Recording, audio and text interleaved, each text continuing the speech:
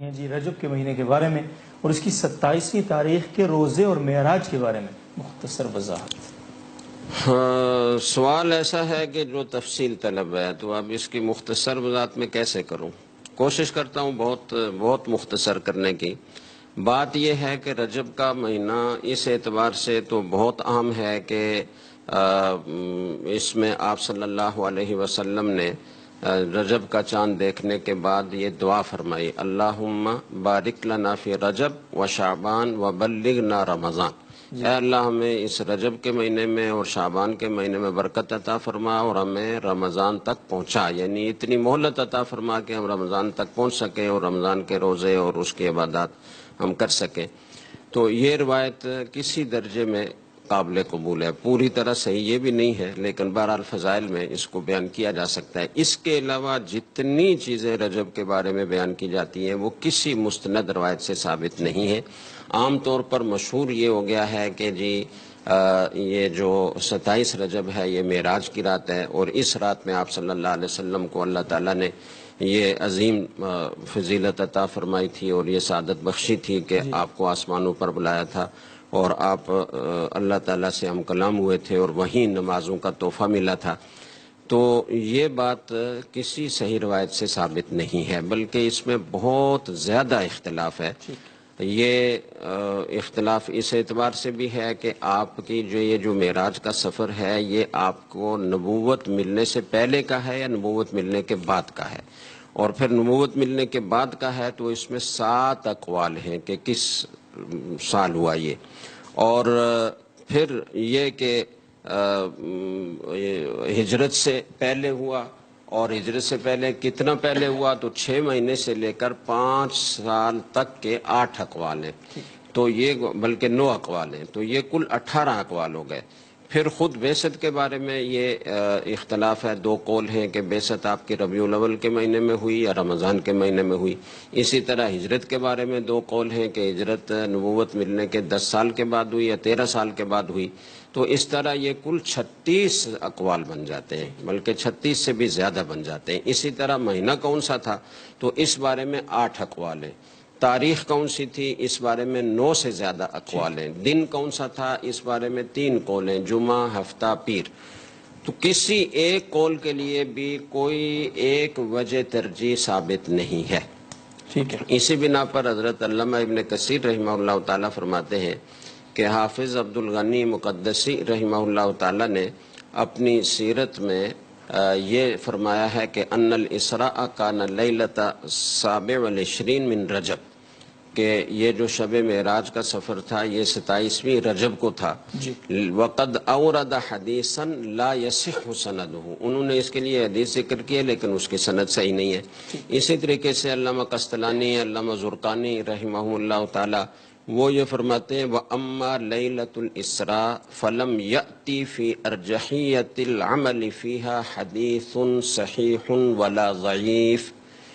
کہ اس رات میں کوئی خاص عمل اور عمل کی فضیلت، اس میں زیادہ اجر و ثواب، اس پر نہ کوئی صحیح حدیث ہے نہ کوئی ضعیف حدیث ہے۔ اور آگے فرمایا وَلِذَلِكَ لَمْ يُعَيِّنْهَا النَّبِيُّ صلی اللہ علیہ وسلم لِأَصْحَابِهِ وَلَا عَيَّنَهَا أَحَدٌ مِّنَ الصَّحَابَةِ، اسی بنا پر نبی کریم صلی اللہ علیہ وسلم نے اس کی کوئی تعیین نہیں فرمائی کہ فلاں رات کو مجھے معراج نصیب ہوئی تھی اور اس میں عبادت کرنا افضل ہے۔ اسی طرح صحابہ کرام آپ صلی اللہ علیہ وسلم کے وصال کے بعد تقریباً 100 سال تک زندہ رہے، ان میں سے کسی ایک صحابی نے بھی کسی صحیح سند کے ساتھ اس کی تعیین نہیں کی یہ کون سی رات تھی۔ اور آگے علامہ زرقانی رحمہ اللہ تعالیٰ بڑا چیلنج دیتے ہیں، وہ فرماتے ہیں وَلَا صَحَّ إِلَى الْآن وَلَا يَصِحُّ إِلَىٰ أَن تَقُومَ السَّاعَةُ فِيهَا شَيْءٌ، اب تک کوئی صحیح روایت ہمیں نہیں مل سکی، صدیاں گزر گئیں اور نہ آئندہ قیامت تک مل سکتی ہے، اس لیے کہ ملنا ہوتی تو شروع کے زمانے میں ملتی، جب شروع کے زمانے میں کوئی صحیح روایت نہیں ہے تو بعد میں کیسے کوئی صحیح روایت مل سکتی ہے۔ اس لیے وہ یہ فرماتے ہیں کہ وَلَوْ تَعَلَّقَ بِهَا نَفْعٌ لِلْأُمَّةِ وَلَوْ ذَرَّةً لَبَيَّنَهُمْ لَهُمْ نَبِيُّهُمْ صلی اللہ علیہ وسلم، اگر اس رات سے امت کا کوئی نفع متعلق ہوتا، کوئی خاص فضیلت کسی عبادت کی ثابت ہوتی تو ضرور نبی کریم صلی اللہ علیہ وسلم اس کو بیان فرماتے، لیکن آپ نے بیان نہیں فرمایا۔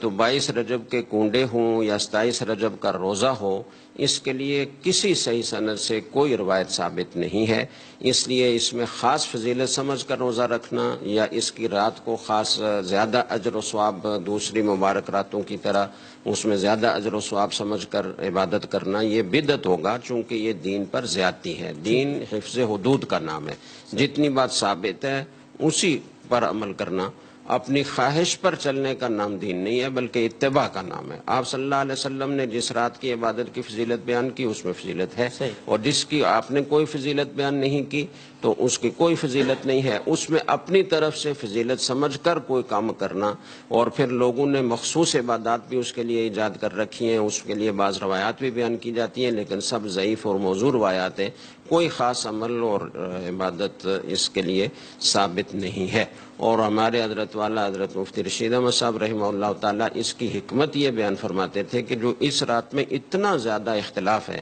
حالانکہ اتنی اہم رات ہے کہ آپ کو معراج کا سفر ہوا، اتنا بڑا معجزہ ظاہر ہوا کہ ایک ہی رات میں آپ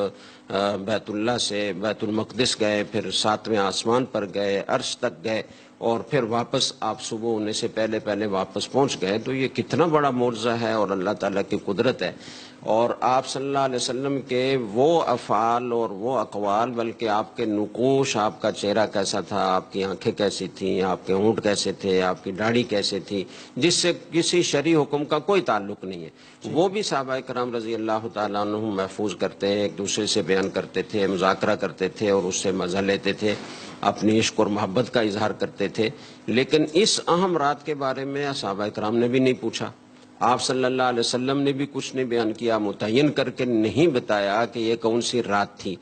تو حضرت فرماتے ہیں کہ اس میں حکمت یہ ہے کہ اگر یہ رات متعین ہوتی تو خدشہ تھا کہ اس میں لوگ خرافات بدعات میں مبتلا ہوتے، تو آپ صلی اللہ علیہ وسلم کی اس عظیم الشان رات کو جس میں اللہ تعالیٰ نے آپ کو معراج نصیب فرمائی، اس کو خرافات اور بدعات سے محفوظ رکھنے کے لیے اللہ تعالیٰ نے ایک قدرتی انتظام کیا کہ صحابہ کرام کو بھی خیال نہیں آیا کہ اس کے بارے میں پوچھ لیں کہ آپ کس رات میں گئے تھے۔ تو یہ اس میں